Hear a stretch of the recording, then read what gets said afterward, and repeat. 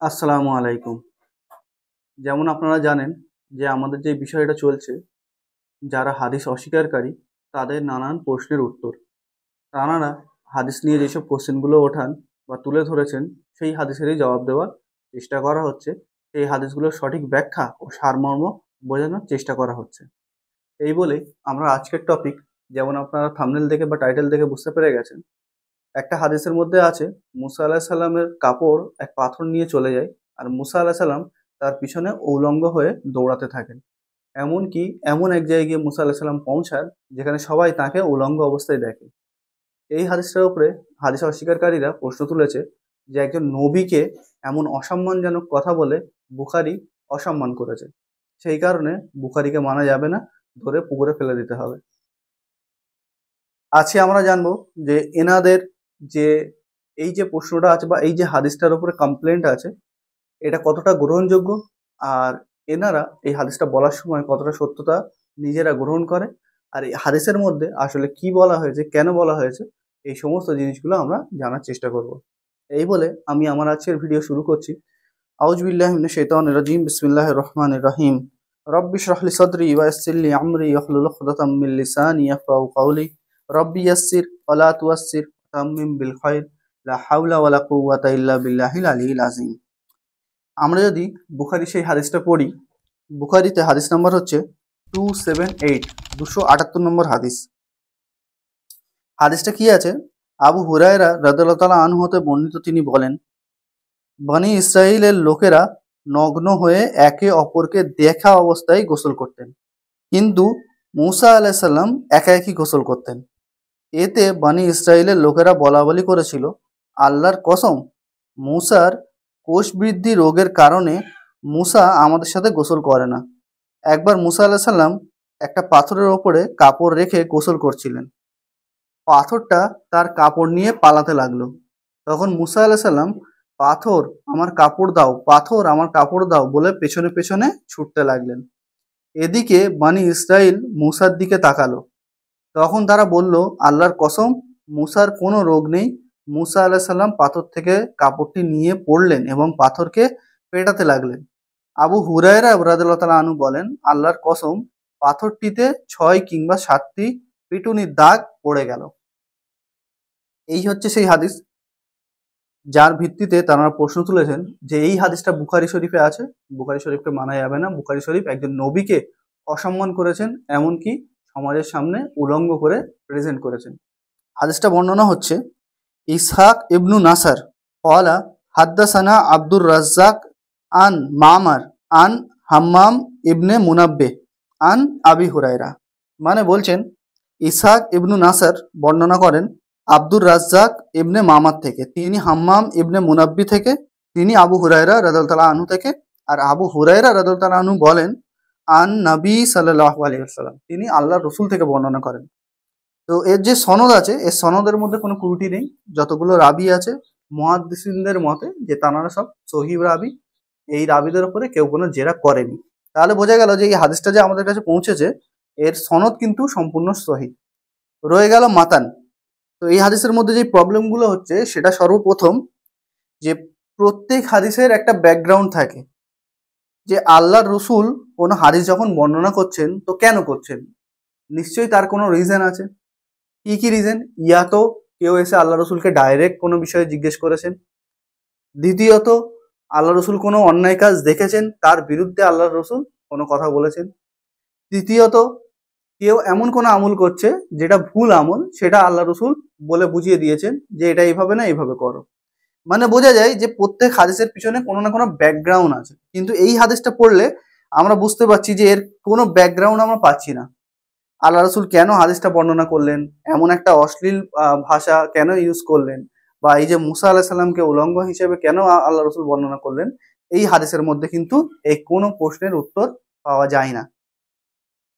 কিন্তু ইন্টারেস্টিং ব্যাপার হচ্ছে এটা, যে বুখারী শরীফে এই যে হাদিসটা আমরা পড়লাম, এই একটাই তারিখ নেই।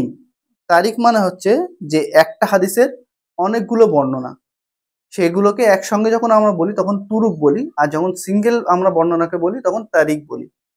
তো ইন্টারেস্টিং ব্যাপার হচ্ছে এই একটাই বর্ণনা বুখারী শরীফের মধ্যে নেই, এই হাদিসের আরো একটি বর্ণনা আছে, সেই হাদিসটা আমরা একটুখানি পড়ে দেখি যে সেই হাদিস থেকে আমরা এর ব্যাকগ্রাউন্ড বা এর ব্যাখ্যা আমরা বুঝতে পারছি কিনা। তারপরে ইনশাল্লাহ এটা নিয়ে আলোচনা বা সমালোচনা করা আমাদের জায়েজ হবে। এর আর একটা অংশ, আর একটা তারিখ আমরা যেটা পাই বুখারী শরীফের মধ্যে 3404 নম্বর হাদিস। হাদিসটা প্রথমে আমরা সনদ পড়ে নিই। হাদ্দাসানি ইসহাক ইবনু ইব্রাহিম হাদ্দাসানা রহ ইবনু উবাদাহ হাদ্দাসানা আউফ আন আল হাসান ওয়া মুহাম্মদ ওয়া জিলাস আন আবি হুরায়রা ওয়ালা ওয়ালা রাসূলুল্লাহ সাল্লাল্লাহু আলাইহি ওয়াসাল্লাম। মানে হাদিসের রাবিগণ এইভাবে আছেন।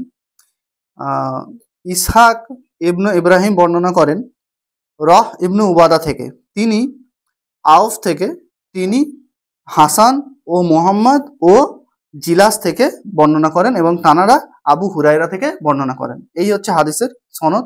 হাদিসের সনদের মধ্যে কোনো ত্রুটি নেই, কোনো সমালোচনা নেই, হাদিসের সনদ সম্পূর্ণ সহি।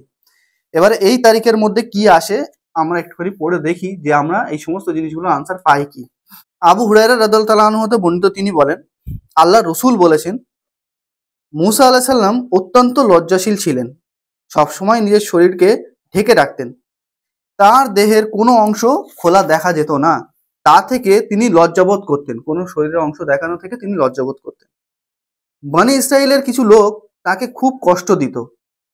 কি বলে? তারা বলতো তিনি যে শরীরকে এত অধিক ঢেকে রাখেন তার একমাত্র কারণ হলো তার শরীরে কোনো দোষ আছে, হয়তো শ্বেত রোগ অথবা এক শিরা বা অন্য এক রোগ আছে। আল্লাহ তাআলা ইচ্ছা করলেন মুসা আলাইহিস সালাম সম্পর্কে তারা যে অপবাদ ছড়িয়েছে তা হতে তাকে মুক্ত করবেন। তারপর একদিন নিরালায় গিয়ে তিনি একাকী হলেন এবং তার পরনের কাপড় খুলে একটি পাথরের ওপর রাখলেন। তারপর গোসল করলেন। গোসল সেরে যেমনই তিনি কাপড় নেওয়ার জন্য সেদিকে এগিয়ে গেলেন, তার কাপড় সহ পাথরটি ছুটে চলল।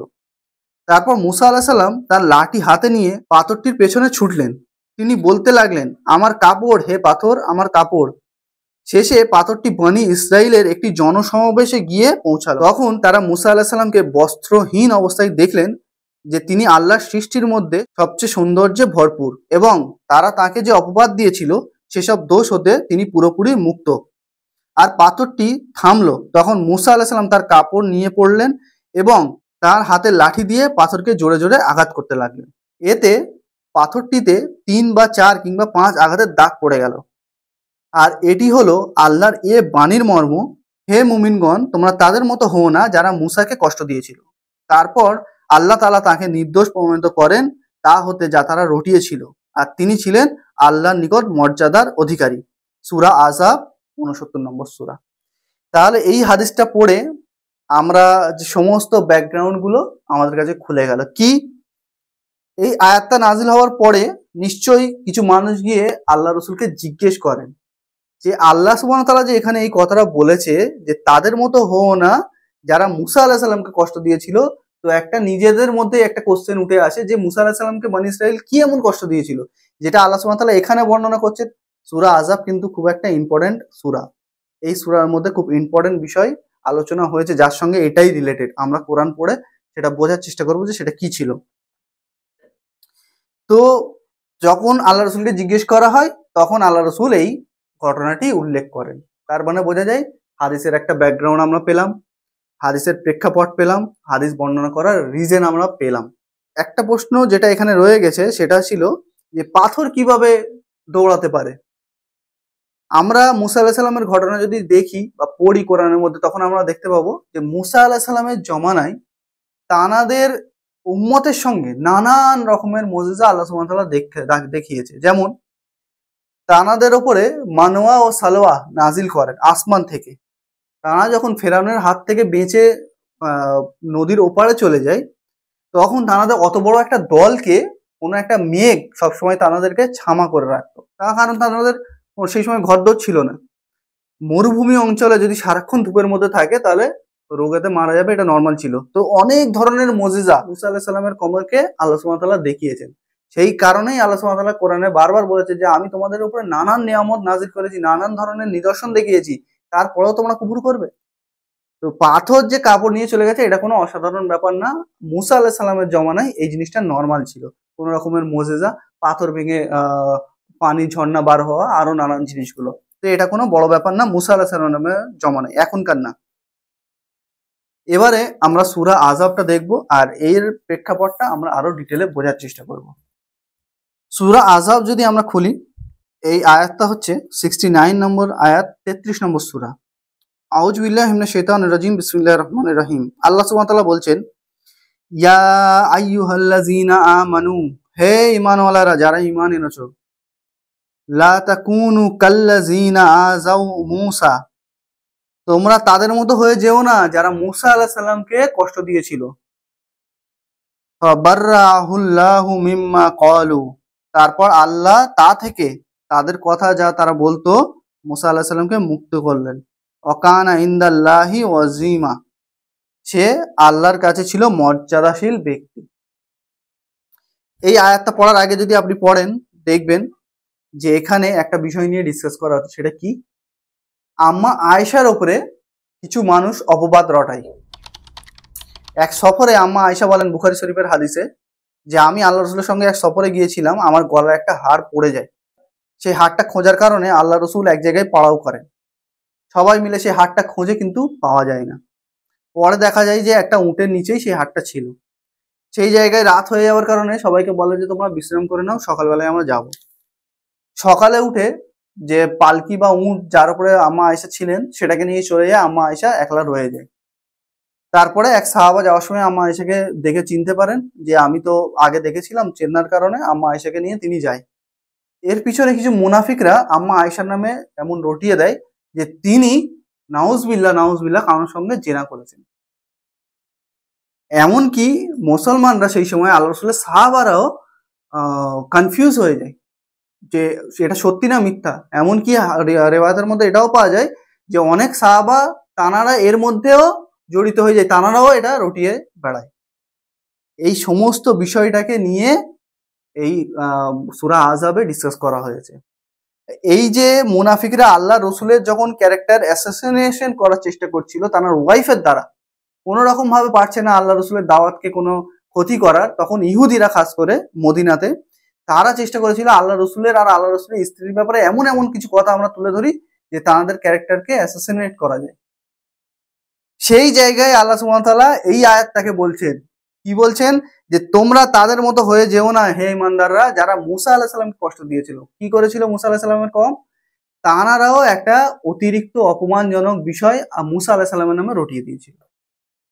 তো এই সমস্ত জিনিস যখন আমরা ব্যাকগ্রাউন্ডে দেখি আর সমস্ত জিনিসটাকে আমরা এক জায়গায় করে দেখার চেষ্টা করি, তখন আমরা বুঝতে পারি যে হাদিসটা অহেতুক রেওয়ায়াত হয়নি। হাদিসটা রেওয়ায়াতের পিছনে একটা কারণ আছে নির্দিষ্ট। সেই রেওয়ায়াত, সেই কারণটাকেই আমরা যদি দুটো হাদিসকে একসাথে পড়ি তাহলে আমরা বুঝতে পারবো যে এক তো আল্লাহ রসুল সাল্লাল্লাহু আলাইহি ওয়াসাল্লাম এই আয়াতের ব্যাখ্যা হিসেবে এই হাদিসটা বর্ণনা করেছেন। দ্বিতীয়ত এই হাদিসের মধ্যে যে মুসা আলাইহিস সালামের সাথে যে ঘটনাটা ঘটেছে সেটা আল্লাহ সুবহানাহু ওয়া তাআলা খাস করে ঘটিয়েছেন এই কারণে যে মুসা আলাইহিস সালামের উপরে যে অপবাদটা দেওয়া হয়েছে সেটা থেকে তেনাকে ফিরিয়ে করা যায়। এবারে কথা হচ্ছে, তাহলে কি আমরা এই হাদিসটাকে মেনে নেবো যে মুসা আলাইহিস সালামকে আল্লাহ সুবহানাহু ওয়া তাআলা উলঙ্গ করে লোকের সামনে করে দিয়েছিলেন? দেখুন, আল্লাহ নবীদের যে মর্যাদা আছে তার সব থেকে বেশি চিন্তা আল্লাহ সুবহানাহু ওয়া তাআলার ছিল, আমাদের না। যখন আল্লাহ সুবহানাহু ওয়া তাআলা এটা যদি করে থাকেন, এই হাদিসটা যেমন আমি বললাম যে রেওয়ায়াত সহি, রাবি সহি, হাদিসের সনদ সহি, হাদিসটার মাতান সহি, ব্যাখ্যা পাচ্ছি, সমস্ত জিনিস যখন আমরা মিলে দেখছি হাদিসের মধ্যে কোনো ত্রুটি নেই, আল্লাহ রসুল বর্ণনা করছে, তাহলে আমরা কেন মানতে অস্বীকার করছি? দ্বিতীয়ত, কেউ যদি এটা মানে তাহলে কি সে কাফের হয়ে যাবে? সে কি মুশরিক হয়ে যাবে? সে কি জাহান্নামী হয়ে যাবে? অবভিয়াসলি না। হ্যাঁ, এবারে কেউ যদি বলছে যে না আমার এই হাদিসটা কিন্তু মনে হচ্ছে আমি এই হাদিসটা মানবো না, তার কাছে যদি এর কোনো স্ট্রং রিজন থাকে সেটা আমরা বুঝে দেখতে পারি, তার কথাটা আমরা শুনতে পারি যে সে যে রিজনে বলছে যে মানবো না সেই রিজনটা কতটা গ্রহণযোগ্য। যদি মনে হয় যে না আমার ভালো লাগে না আমি মানবো না, এর কোনো ওষুধ বা ইলাজ নেই। তার কারণ জ্ঞানের দুনিয়াতে জজবাতের কোনো জায়গা নেই।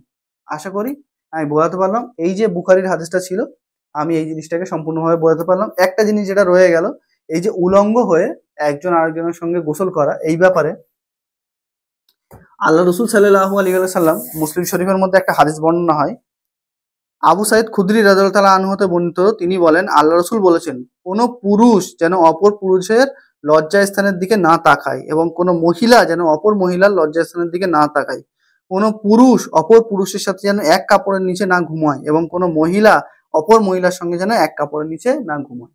এটা হচ্ছে ইসলামের সেক্স ডিসিপ্লিন। যে যদিও একটা ছেলে আর একটা ছেলে আছে, তারা কিন্তু উলঙ্গ হয়ে একজন আরেকজনের সামনে আসতে পারবে না। তো এই মুসা আলাহিসাল্লামের সাল্লামের কমের কাছে এটা কি ছিল? নর্মাল জিনিস ছিল। তো এই জিনিসটা হাইলাইট করা মূল উদ্দেশ্য ছিল হাদিসের মধ্যে, যে উলঙ্গ হয়ে একে অপরের সামনে যাওয়া এটা একটা খারাপ কাজ, এটা একটা অশ্লীল কাজ। এই কাজটা থেকে বাধা দেওয়াই মূল উদ্দেশ্য। তো এই ছিল হাদিসের সমস্ত রকম প্রেক্ষাপট, ব্যাকগ্রাউন্ড। আশা করি আমি হাদিসটার বিষয়ে বিস্তারিতভাবে আপনাদেরকে বোঝাতে পারলাম। যারা এই জিনিসটাকে নিয়ে কনফিউজ ছিলেন, আশা করি আমার এই ভিডিওটা দেখলে আপনাদের কনফিউশন দূর হয়ে যাবে।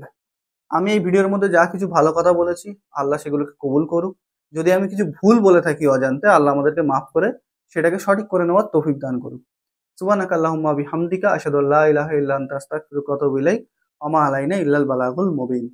এই ধরনের ভিডিও দেখার জন্য আমাদের চ্যানেলটাকে সাবস্ক্রাইব করে রাখবেন। আর এই ধরনের যদি প্রশ্ন আপনাদের কাছে থাকে যার উত্তর আমার এখনো রেকর্ড করানো হয়নি, সেগুলো আপনারা আমাদের গ্রুপের মধ্যে এসে করতে পারেন। ইনশাআল্লাহ ইন ফিউচারে আমি সেই সমস্ত হাদিস আর কমেন্টগুলোকে নিয়ে ভিডিওর মধ্যে আনসার দেবো আর ভিডিও রেকর্ড করিয়ে দেবো। অনেক অনেক ধন্যবাদ।